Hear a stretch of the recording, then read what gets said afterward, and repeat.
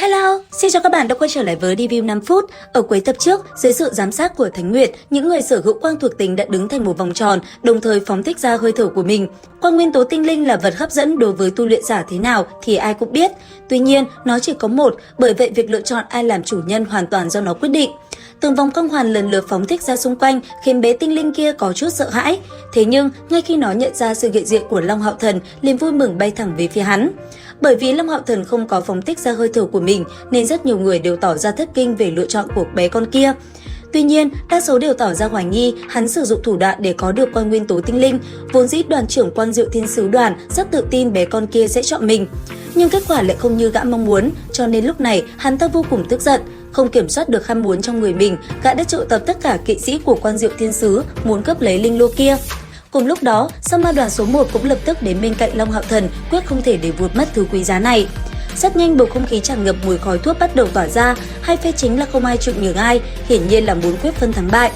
Lúc này, Thánh Nguyệt tức giận quát lên, tất cả có thôi đi không? Lời vừa dứt, ông cũng phóng thích ra một tầng sát khí, khiến song phương im bặt. Không được sự lựa chọn của quang nguyên tố tinh linh, khi Thánh Nguyệt chưa biết nói gì, đoàn trưởng Quang Diệu Thiên Sứ đoàn đã lên tiếng. Hiệp giả đại nhân, theo ta thấy không thể để tinh linh này tự mình quyết định, quang nguyên tố linh lô nên để cho người phù hợp nhất hấp thu mới hợp lý.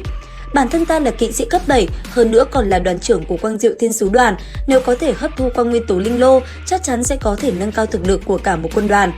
Long Hạo Thần vẫn trầm ngâm không nói gì, nhưng Lâm Hâm không thể nhịn được mà quát lên. Cái gì mà nên để cho người phù hợp nhất, chẳng phải quang nguyên tố linh lô không lựa chọn hắn hay sao? Đây rõ ràng là lật lọng mà. Bầu không khí lần nữa trở nên căng thẳng, đến nước này thì Thánh Nguyệt rốt cuộc cũng phải lên tiếng. Tất cả câm miệng lại, nói rồi quay qua phía Long Hạo Thần nghiêm túc nói. Long Hạo Thần, ngươi có nguyện ý nhường lại quang nguyên tố tinh linh cho Quan Diệu Thiên Sứ đoàn hay không? Nghe một lời này, toàn bộ Sa Ma đoàn số 1 đều tỏ ra bức xúc. Mặc dù Long Hạo Thần vô cùng muốn bảo vệ tinh linh này, thế nhưng hắn là người biết suy nghĩ thấu đáo. Bởi vậy, sau một hồi suy nghĩ, anh ấy cũng liền chấp nhận lời đề nghị của Thánh Nguyệt. Mặc dù tất cả Sa Ma đoàn số 1 đều không cam tâm, nhưng bọn họ tôn trọng quyết định của Long Hạo Thần. Tối đó, thành Khu Ma tổ chức lễ hội cầu siêu cho các chiến sĩ đã hy sinh vì sự an toàn của mọi người. Lễ hội diễn ra bởi hoạt động thả đèn. Mọi người đều hy vọng rằng mỗi một đèn lồng được bay lên là sự tri ân và biết ơn những chiến hữu, anh hùng đã hy sinh vì nghĩa lớn.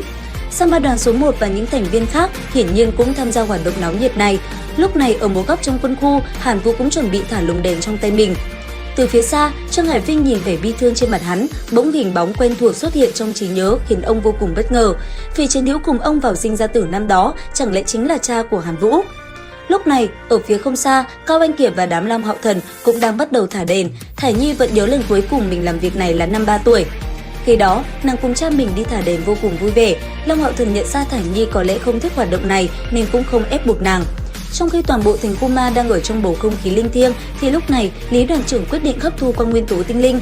Thế nhưng khi hắn vừa vận chuyển linh lực rót vào bên trong người bé con kia thì bất ngờ cảm thấy toàn thân bất động. Một sức mạnh hủy diệt vô hình chế trụ thân thể hắn ở trên không trung, linh lực kỵ sĩ cấp 7 không ngừng bị xúc cạn, khiến gã hét lên trong vô vọng. Một giây trước, bầu không khí còn đang tĩnh lặng trang nghiêm, nhưng lúc này đây, khi ba trụ ma thần xuất hiện, lập tức bộc phát ra tiếng gầm tận trời. Đây chính là hơn 10 vạn đại quân ma tộc đồng thời phát ra tiếng gầm. Sóng âm khủng khiếp khiến khu ma quan xuất hiện cảm giác chấn động, đất rung núi chuyển. Cho dù là tướng sĩ trải qua chiến trường trăm trận, đối mặt khí thế ngập trời kia cũng biến sắc mặt. Ba trụ ma thần chính là trụ ma thần thứ 52 Hỏa Diễm Sư Ma An Lạc Tiên, trụ ma thần thứ 61 Dực Ngưu Cuồng Ma Tái Cộng cùng với trụ ma thần thứ 70 Thanh Yêu Kỵ Ma Hệ Nhĩ. Không thể ngờ rằng ma tộc chọn đúng thời điểm này để phát động tổng tấn công, chính vì thế một cuộc chiến đẫm máu đã liền nổ ra. Đến đây thì cũng hết tập 65 Thần Ấm Vương tọa. Các bạn có tò mò về diễn biến tập tiếp theo hay không? Theo dõi kênh để biết thêm chi tiết nha.